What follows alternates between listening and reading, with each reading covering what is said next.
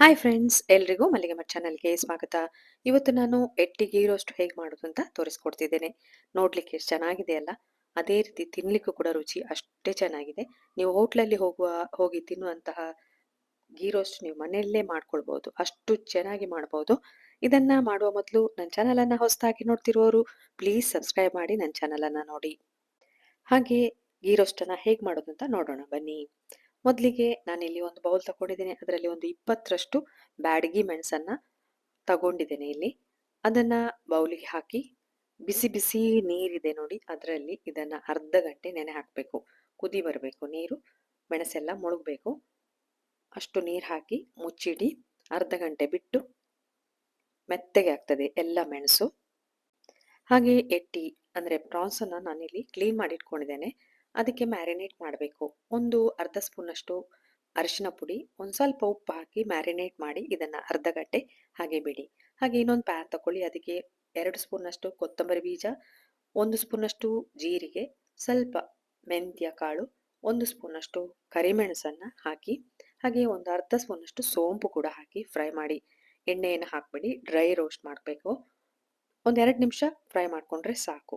ಈಗ ಇದನ್ನು ನಾನು ಪ್ಲೇಟಿಗೆ ಹಾಕ್ಕೊಂಡಿದ್ದೇನೆ. ಈಗ ಬೇರೆ ಸಾಮಾನು ಕೂಡ ಹಾಕ್ತಾ ಇದ್ದೇನೆ ನೋಡಿ. ಇಲ್ಲಿ 7 ಬೆಳ್ಳುಳ್ಳಿ ಎಸಳು, ಒಂದು 6ರಿಂದ 7 ಗೋಡಂಬಿ, ಒಂದು ತುಂಡು ಶುಂಠಿ, ಹಾಗೆ ಸಣ್ಣ ಹುಳಿ. ಇಷ್ಟು ಬೇಕಾಗಿಲ್ಲ, ಸ್ವಲ್ಪ ಕಮ್ಮಿ ಮಾಡ್ಕೊಳ್ಳಿ. ಎಲ್ಲವನ್ನ ಈಗ ನುಣ್ಣಗೆ ರುಬ್ಕೊಳ್ಬೇಕು. ಯಾಕಂದರೆ ಮೆಣಸೆಲ್ಲ ಹಿಗ್ಗಿದ ನಂತರ ನೀವು ಇದನ್ನು ಮತ್ತು ಅದನ್ನು ಒಟ್ಟಿಗೆ ರುಬ್ಕೊಳ್ಬೇಕು. ಇನ್ನೊಂದು ಪ್ಯಾನ್ ಇಡಿ. ನಂತರ ಅದಕ್ಕೊಂದು 2 ಸ್ಪೂನಷ್ಟು ತುಪ್ಪ ಹಾಕಿ ನಾವು ಮ್ಯಾರಿನೇಟ್ ಮಾಡಿದ್ದೀವಿ ನೋಡಿ, ಅದನ್ನು ಸಿಗಡಿಯನ್ನು ಫ್ರೈ ಮಾಡ್ಕೋಬೇಕು. ಅಂದರೆ ಎಟ್ಟೆಯನ್ನು ಫ್ರೈ ಮಾಡ್ಕೊಳ್ಬೇಕು. ಒಂದು 2 ನಿಮಿಷ ಫ್ರೈ ಮಾಡಿಕೊಂಡ್ರೆ ಸಾಕು. ಯಾಕಂದರೆ ಅದು ನೀರು ಬಿಡ್ತದೆ. ಆದರೂ ಸ್ವಲ್ಪ ಫ್ರೈ ಮಾಡ್ಕೊಳ್ಳಿ. ಇದು ದೊಡ್ಡ ಎಟ್ಟೆ ಆಗಿರೋದ್ರಿಂದ ನಾನು ಸ್ವಲ್ಪ ಫ್ರೈ ಮಾಡ್ಕೊಂಡಿದ್ದೇನೆ. ನೀರೆಲ್ಲ ಬಿಟ್ಟಿದೆ ನೋಡಿ. ಈಗ ಇದನ್ನು ತೆಗೆದು, ಅಂದರೆ ಎಟ್ಟೆಯನ್ನು ಮಾತ್ರ ತೆಗೆದು ಒಂದು ಪಾತ್ರೆಗೆ ಹಾಕೊಳ್ತಾ ಇದ್ದೇನೆ. ಇದಕ್ಕೆ ಕೆಲಸ ಸ್ವಲ್ಪ ಜಾಸ್ತಿ ಇರ್ಬೋದು, ಆದರೆ ರುಚಿ ಮಾತ್ರ ಚೆನ್ನಾಗಿರ್ತದೆ ನೋಡಿ. ಎಲ್ಲ ಎಟ್ಟಿಯನ್ನು ತೆಗೆದು ನಾನೀಗ ಪ್ಲೇಟಿಗೆ ಹಾಕೊಳ್ತೇನೆ. ಹಾಗೆ ರುಬ್ಬಿಕೊಂಡು ಕೂಡ ಆಗಿದೆ ನೋಡಿ. ಕಲರ್ ಎಷ್ಟು ಚೆನ್ನಾಗಿ ಬಂದಿದೆ. ನುಣ್ಣಗೆ ರುಬ್ಕೊಳ್ಳಿ. ಈಗ ಆ ತುಪ್ಪ ಹಾಕಿದ್ದು ಫ್ರೈ ಮಾಡಿದ್ದು ಬಾಣಲೆಗೆನೆ ಅರ್ಧದನ್ನು ಕೂಡ ಹಾಕಿ, ಅಂದರೆ ಮೆಣಸು ಅರ್ದಿಟ್ಕೊಂಡಿದ್ದೇವೆ ನೋಡಿ, ಅದನ್ನು ಕೂಡ ಹಾಕಿ ಒಳ್ಳೆ ಫ್ರೈ ಮಾಡಬೇಕು. ಕೆಲಸ ನಿಮಗೆ ಇರುವುದೇ ಇಲ್ಲಿ ರೋಸ್ಟ್ ಮಾಡಬೇಕು. ಇದಕ್ಕೀಗ ನಾನು 1 ಸ್ಪೂನಷ್ಟು ತುಪ್ಪ ಹಾಕಿ ಒಳ್ಳೆ ರೋಸ್ಟ್ ಮಾಡ್ತೇನೆ. ಕಲರ್ ನೋಡಿ ಚೇಂಜ್ ಆಗಬೇಕು, ಅಲ್ಲಿವರೆಗೆ ಫ್ರೈ ಮಾಡಬೇಕು.